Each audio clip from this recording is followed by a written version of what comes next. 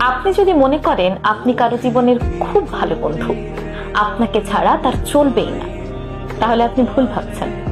বিশ্বাস করুন, কেউ না কেউ তার জীবনে এসে আপনার জায়গাটা ঠিক নিয়ে নেবে, কিংবা সে নিজেই আপনাকে রিপ্লেস করে ফেলবে।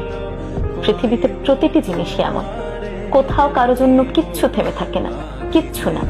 হয়তো সাময়িক কষ্ট হয়, মেনে নিতে বা মানিয়ে নিতে কিছুটা সময় লাগে, তবে কারো জন্য কিচ্ছু আসলে অপেক্ষা করে না। তবু আমি জীবনে এমন দু চারটা মানুষ দেখেছি যাদের জীবনে হাজারটা বেটার রিপ্লেসমেন্ট অপশন থাকার পরেও তারা তাদের জীবনের নির্দিষ্ট একটি জায়গায় ওই একটি মানুষের জন্য ফাঁকা স্থান রেখে দেয়।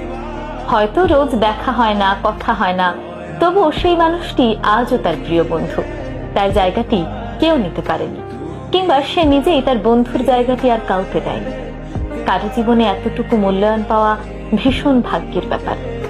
আপনি যদি কারো জীবনের এমন মূল্যবান হয়ে থাকেন, কেউ যদি আপনাকে তার জীবনে ঠিক এই জায়গায় বসিয়ে থাকে, তাহলে তার সেই ভালোবাসার যথাযথ মূল্যায়ন করার চেষ্টা করুন।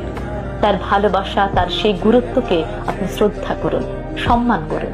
তার সেই ভরসা এবং বিশ্বাস বজায় রাখার চেষ্টা করুন, কারণ আপনি সেই ভাগ্যবান মানুষ যে কারো জীবনের সবচেয়ে ভালো বন্ধু হতে পেরেছেন, কিংবা কারো জীবনের ভালোবাসার মানুষ হতে পেরেছেন। সবাই কিন্তু এই জায়গাটি পায় না। বিশ্বাস করুন, আপনি খোঁজ নিয়ে দেখুন, সবাই এমন মূল্য, গুরুত্ব সবসময় পায় না। তার মানে আপনি ভীষণ ভাগ্যবান, আর তাই সেই মানুষটিকে মূল্যায়ন করুন।